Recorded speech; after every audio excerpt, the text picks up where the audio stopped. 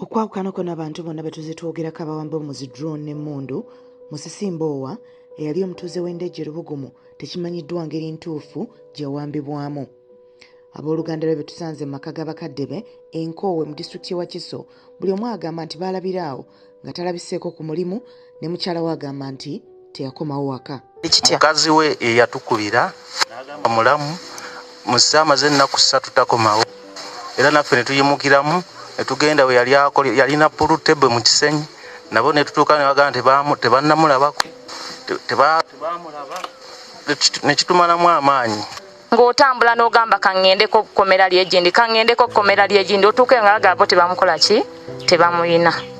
Yali mwana wa mukoddomi wange oyo era nga tumumanyi bulungi era aleetera buli kimu wano ekyokutulya nga akituleetera naye omwana oyo baamubuzaawo naye omulimu gwe muliko mukulu nnyo naye nze nkuutira abantu tituve mu kutya. Wano omuyiggo we gwatandikira poliisi amakomera amalwaliro n'ebifo ebirala naye nga buteerere. Bagendanga mu gundi za accident batulaga ebifaananyi yoono nga batulaga ebifaananyi yoono kofa bo batulaga nga boba bamutomera tebalina kye batunyonnyola baagala tebamulina. Omwana bannange yambula kali gina emyaka 3 kali tuli mu gwakuna sirabako mwana siwulirizaako n'amawulire ge nti oba singali mu kkomera likitalya singa twatuuka oyo mwanyina bw'atambudde amakomera gonna. Okubuzibwawo kwa Musisi Mbowa kuleetedde abooluganda lwe obusungu n'okwetamwa. Era mwami Mpuuga nawulidde omukyala asesemera ku leediyo okwo ng'agamba abantu tebaabula bagenda bweru n'omutunuulira ng'asesema abantu b'abantu babula naye tulwana olutalo omuganda agambe kataligirya kalibika amasumba. Omukyala chairperson wa Human Rights oyo twamuyita era ne tumuwa olukalala lw'abantu abaabuzibwawo n'atugamba agenda kukola investigations okunoonyereza naye kimpisiza bubeera kyannaku okuwulira nti nno tebatuukangako ne ku ground okulaba embeera y'abo abantu gye baava oba bazadde baabwe oba abantu baabwe okufuna information entuufu basobole okukola ripooti entuufu.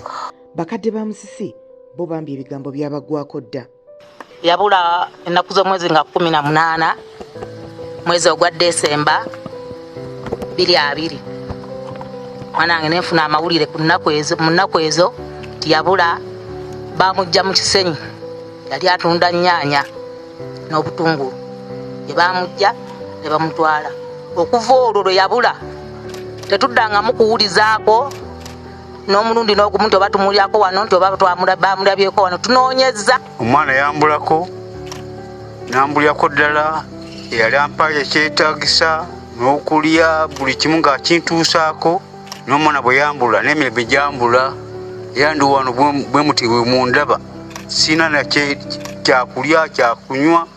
Akulira oludda oluvuganya gavumenti mu Parliament Mathias Mpuuga abadde musanyufu nti newankubadde abantu bano tebannazuula muntu waabwe era nga bayita mu kusomoozebwawo kw'amaanyi. Okusomoozebwa kuno bakuyitamu n'obuvumu ate nga bakyalina n'essuubi. Kakati abantu 5, 10, 15, 18 babulawo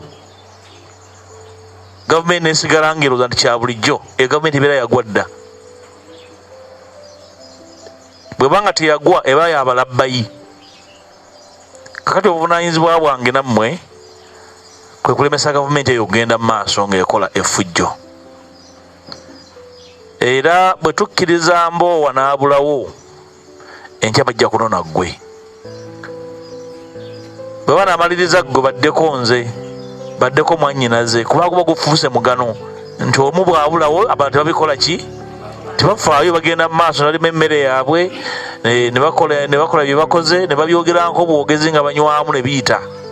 Tetusobola kukkiriza nga tuli balamu nga tulina n'obuvunaanyizibwa mu ggwanga muno okubuzaawo abantu baffe ne tusigala nga tutambula butambuzi. Tuzze ensi etegeere nti Mbowa yalinako abantu be maama ali wano ne taata ali wano tebakeeranga nkya kuzaala Mboowa kumutonera mwami Museveni ne banne siberako kigendererwa kyabwe. Tubasaasira naye ne tubasaba mugubeere bagumu